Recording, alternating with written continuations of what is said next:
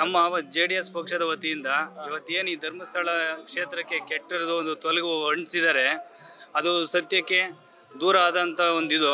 ನಮ್ಮ JDS ಪಕ್ಷದ ವರಿಷ್ಠರು ತಾಂಡ್ರ ನಿರ್ಧಾರಕ್ಕೆ ನಾವೆಲ್ಲ ಕಾರ್ಯಕರ್ತರು, ಆಮೇಲೆ ಈ ಕ್ಷೇತ್ರದ ನಾವೆಲ್ಲ ಭಕ್ತಾದಿಗಳು ಇದೇನು ಒಂದು ತಿಂಗಳು 2 ತಿಂಗಳಿಂದ ಇದು ಕೆಟ್ಟದೊಂದು ಒಪ್ಪಿಸಿದ್ದಾರೆ. ಇವತ್ತಿಗೆ ಇದು ತೊಲಗಲಿ.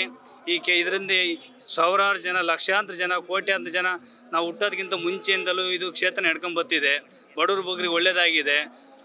ಇದೇನು ಯಾರೋ ಒಂದು ಸ್ವಲ್ಪ ಜನ ಒಂದು 4-5 ವರ್ಷದಿಂದ ಪ್ರಯತ್ನ ಪಟ್ಟು ಕೆಟ್ಟ ಕಾಣದ ಕೈಗಳು ಇದರಿಂದ ಭಾಳ ಇದು ಮಾಡ್ತಿದ್ದಾರೆ. ಈ ಕ್ಷೇತ್ರಕ್ಕೆ ಕೆಟ್ಟ ಹೆಸರು ತರಬೇಕು, ಈ ಹೆಗ್ಗಡೆಯರಿಗೆ ಕೆಟ್ಟ ಹೆಸರು ತರಬೇಕು.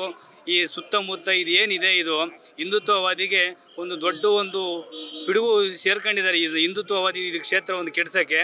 ಅದೆಲ್ಲ ದೂರವಾಗಲಿ. ನಮ್ಮ ಪಾರ್ಟಿ ವತಿಯಿಂದ ನಾವೆಲ್ಲರೂ ಬಂದಿದ್ದೀವಿ.